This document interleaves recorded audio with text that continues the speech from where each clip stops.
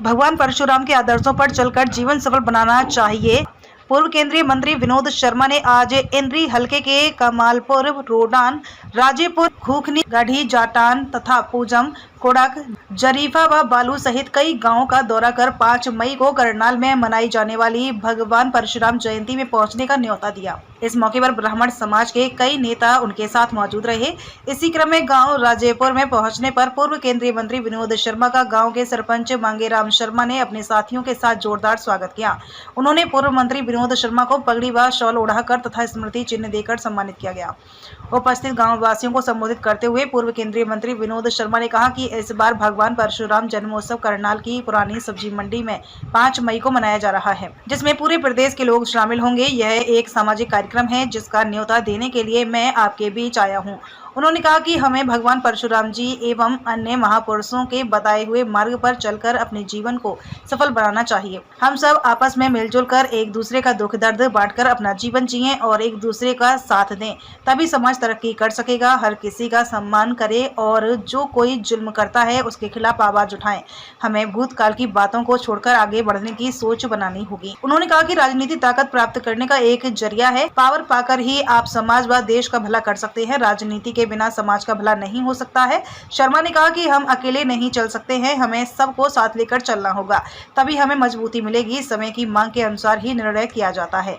इस मौके पर गांव के सरपंच मांगेराम शर्मा ने कहा कि 5 मई को करनाल में होने वाले भगवान परशुराम जयंती समारोह में पूरे हलके से हजारों की संख्या में लोग इस कार्यक्रम में शामिल होंगे। इस कार्यक्रम को लेकर पूरे प्रदेश में जोश का माहौल है। जन्मोत्सव जो 5 मई को करनाल में पुरानी सब्जी मंडी में मनाया जा रहा है, उसमें शामिल होने के लिए आप लोगों को निमंत्रण देने आए हैं।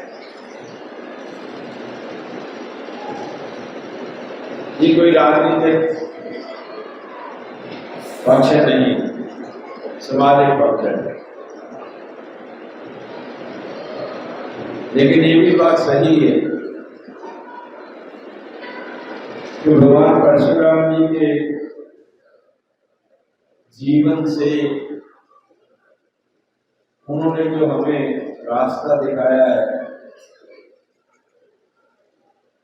उससे जो प्रेरणा हमें लेनी चाहिए, उनके जो असूल है उनका त्याग करना चाहिए, उस रास्ते में करना चाहिए जो उन्होंने हमारे लिए प्रशस्त किया है। इसको सामने रखते हुए 5 तारीख का समारोह रखा गया। पूरे हरियाणा से, हर जिले से लोग अपने विचार रखने के लिए वहां पर आए हैं। अब तो बहुत नजदीक है, तो इसलिए आपसे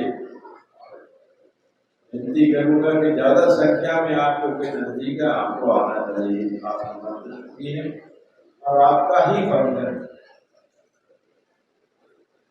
2-4 बातें स्पष्ट करना अच्छा रहेगा। हमारे साथ अमरजीत कौर जी या हमारे समाज के प्रति कर्तव्य जो है उसका पालन कर सकते। समाज के मायने हैं कि हम, हमारा गांव, हमारा शहर, हमारा देश, हमारा प्रदेश, हम सभी एक उस समाज के हिस्से हैं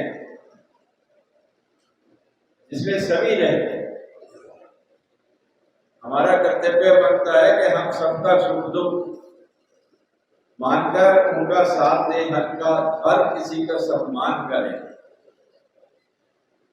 और जो जुल्म करता है उसके खिलाफ आवाज उठाएं। न्याय की प्रणाली को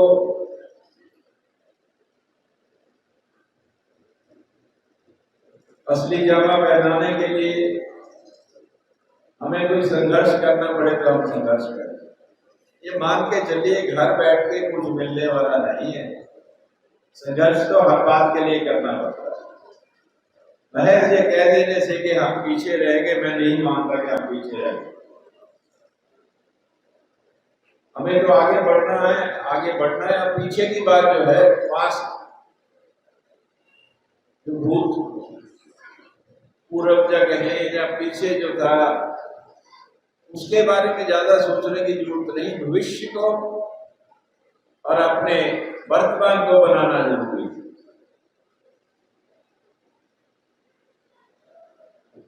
मेरे साथ रास्ते में बात कर रहे थे साथी,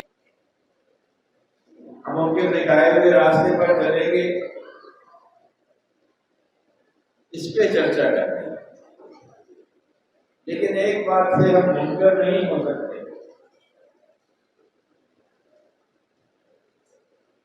कि आज के युग में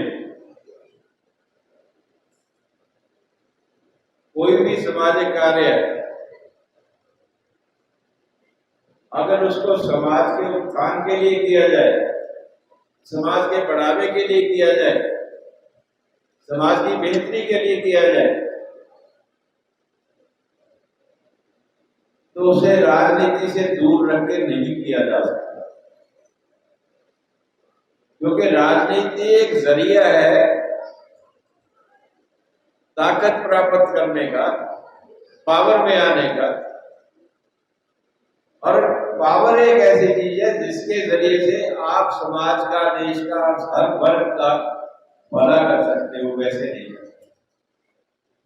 देश का संविधान ऐसा है, देश में प्रजातंत्र है, जहाँ चुनाव होते हैं, चुनावी प्रक्रिया से जहाँ सरकारें बनती हैं, और सरकारें बनने के बाद ही स्वार्थ है कभी काम होते हैं, तो हम अलग कैसे रह सकते हैं?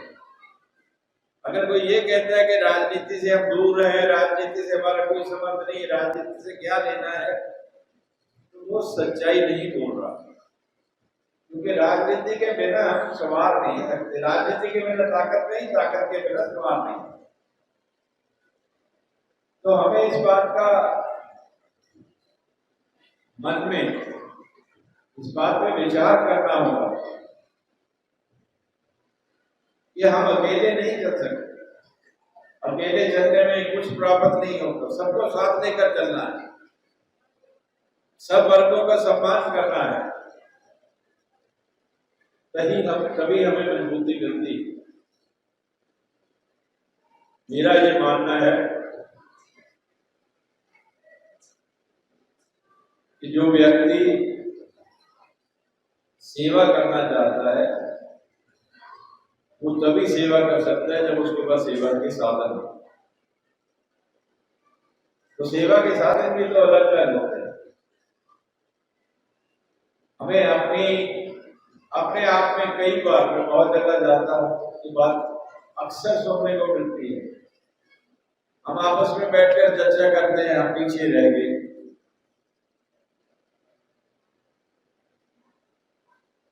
हम अपने आप अपनी कमजोरी का इजहार करते हैं, हमें कमजोरी है। एक बात मान के चलिए, ना तो हम कमजोर हैं, ना थे, ना होंगे।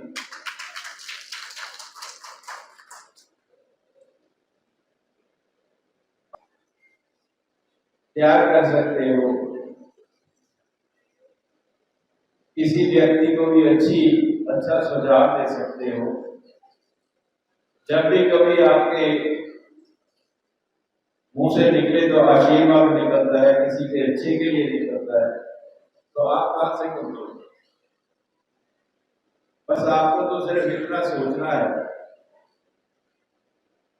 कि समय के मुताबिक